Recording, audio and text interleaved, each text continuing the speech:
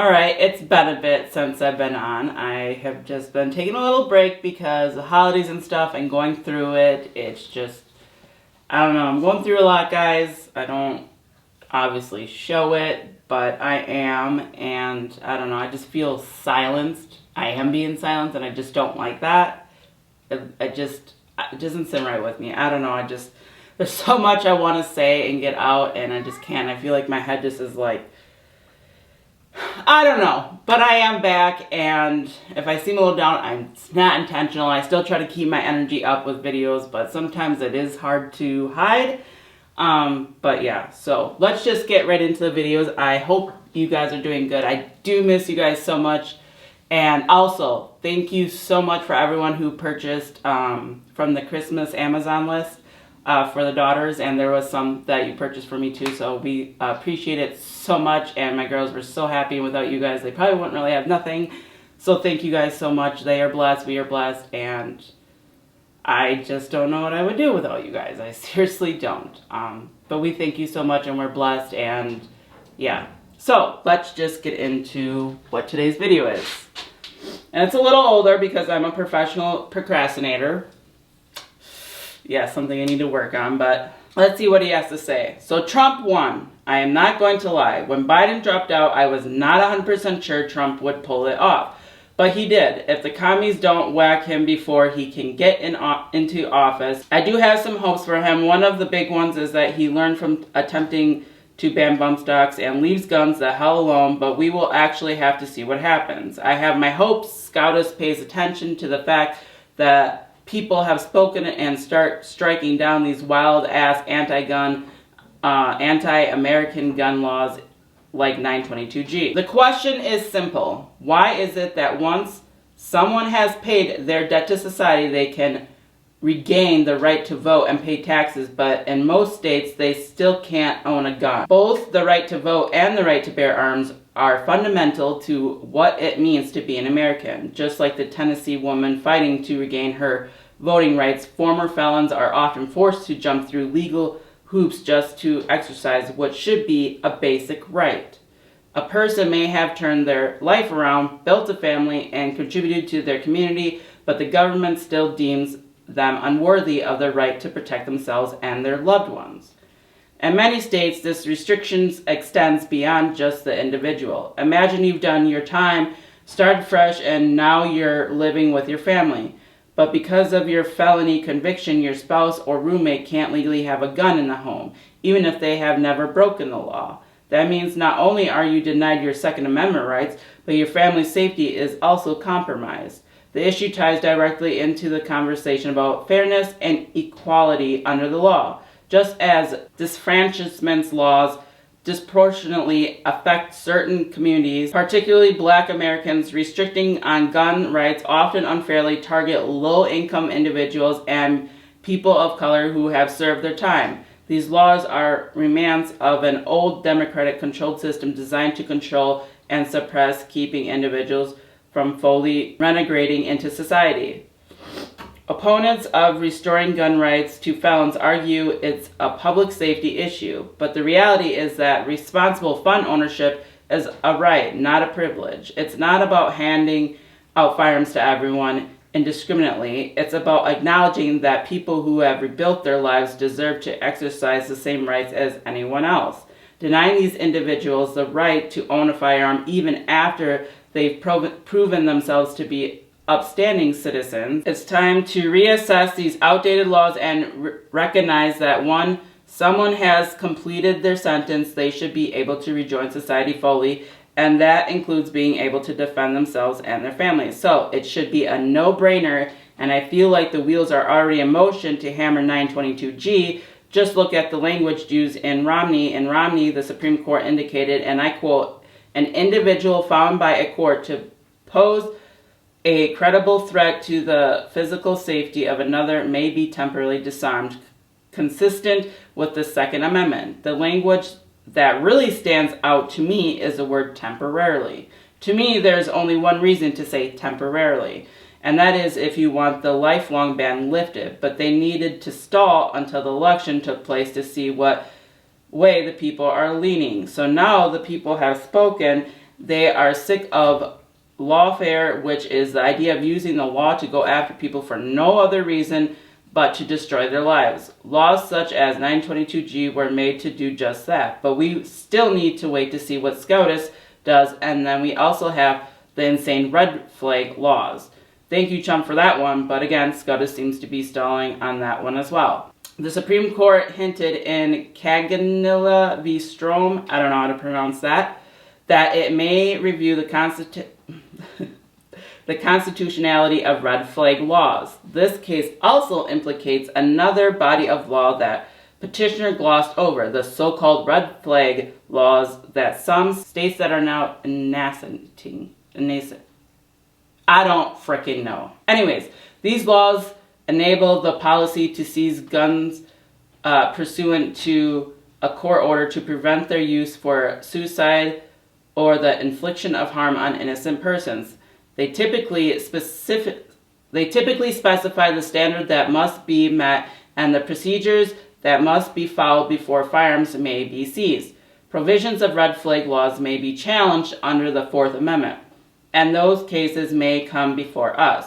Our decisions today does not address those issues. Justice Samuel Alito wrote in a concurring opinion. That's just two examples where it seems SCOTUS needed to see what the people want. Now the reason I believe Trump won was due to the commie experiment that was run to the last 4 years, which included giving out free money, defunding Metro Police, and opening borders. The experiment failed badly. National Crime Victimization Survey showed a 44% increase in violent crime during this time period. Accordingly, less serious crimes are ignored and forcible rape, armed robbery, grand larceny, aggravated assault, and vandalism, inventability, and in the less serious category. Most are no longer even reported. With many departments, 911 callers are now triaged with the question, is this a real emergency coming first?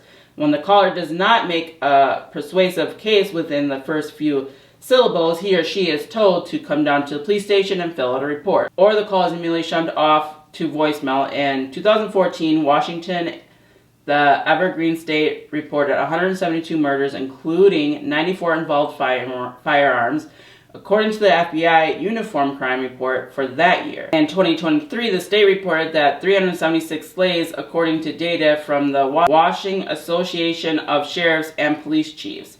It's not just the crime, everyone is also broke. That free money turned out not to be free after all, obviously. It was really not that big of a surprise to me. The big surprise was how much cheaper drugs got when they opened up the border. These are all prices that I have gathered from people heavily involved in drug trafficking. I am incarcerated with people that were involved from the beginning to the end of the trafficking across the U.S. border all the way to distributing in the upper Midwest around 2010. 1 pound of ice costs around $10,000 wholesale in the Midwest and anywhere from $800 to $1,000 per ounce. Today, 1 pound of methamphetamine costs down to $1,500 to $35. This drastic price reduction really started around the time the borders opened. And if we really wanted to put it into perspective, 1 ounce in the year 2000 would cost $2,000, and in the year 2024, 1 pound will cost less than that. That means to make the same amount of money off of selling meth in 20,000. Why are we talking about fucking meth? That means to make the same amount of money off of selling meth in 2000, you need to sell 16 times more meth. This means there is 16 times more meth today on the streets due to the open borders. What would I like to see happen out of Trump now that he will be president? First and foremost, I want to see accountability with the DOJ, so they can't do lawfare on people anymore. I could go on and on with pools of evidence to prove how I know for sure the prosecutor came after me in bad faith. I am sure I could get a jury to agree that the prosecutor knew I did not willfully break in the law. If it was even broken in the first place, and willfully breaking the law is a key element to charging someone with a conspiracy, she knew I was innocent and she came after me anyways. But does that matter? The answer is no.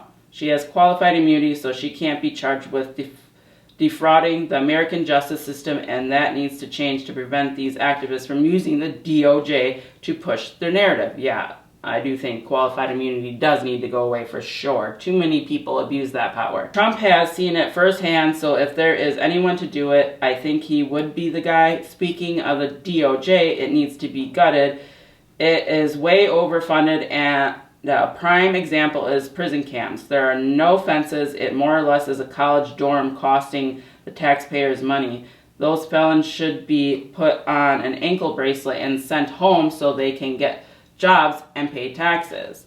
Then you have the county jails. The feds pay them an absurd amount of taxpayer dollars every day to house people going to court that have not even been found guilty. Yes, I am guessing the federal judges get a kickback from the jail to keep them full, because an extremely small minority of people actually get pretrial release and everyone else gets locked up. The day they get indicted is the day they got locked up.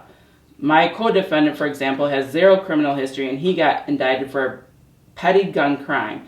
He failed to pay a $200 gun tax, so they put him in a county jail for 2 years at about $200 a day. The county charged the feds in total $146,000 of taxpayers' hard-earned dollars to prosecute someone over a $200 gun tax. They could have just sent him a bill for the unpaid tax. Instead, they took us to trial and put us in prison. Man, the trial alone likely cost $1 to $3 million. With the prison sentence, the taxpayers will be forking over $5 to $10 million all over a $200 unpaid tax, which is ridiculous. That is not even counting the lawsuits that will come after in regards to my unlawful incarceration. This is just one case where the DOJ first voraciously spent millions of taxpayer dollars when they could just send a cease and desist letter and a bill. Yeah, I would have went to civil court and they would have lost, but then it would have only cost them about $100,000, $200,000.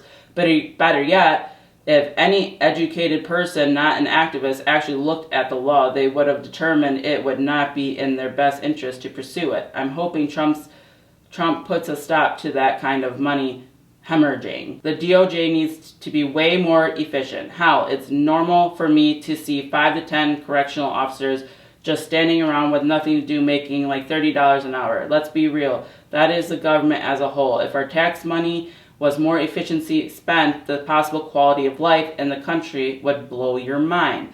And on that note, wow, did I ADHD my way into the weeds. So in the short, what would I like to see? Don't touch guns and help get some bad laws off the books and encourage wasteful government spending. Alright guys, let me know what you guys think of that video, and I would like to just say thank you guys all again for all the love and support, for you guys still being here and loyal to us and still helping us out. It means the world to us. And if you'd like to still continue help us out, there'll be links down in the description, like it's Givesendgo, Cash App, Amazon. Even with Amazon, when you click on that link, if you don't buy what's already like in my wish list thing, just because you clicked on there from my channel, I get a kickback, so I greatly appreciate that. And until next video, guys, peace.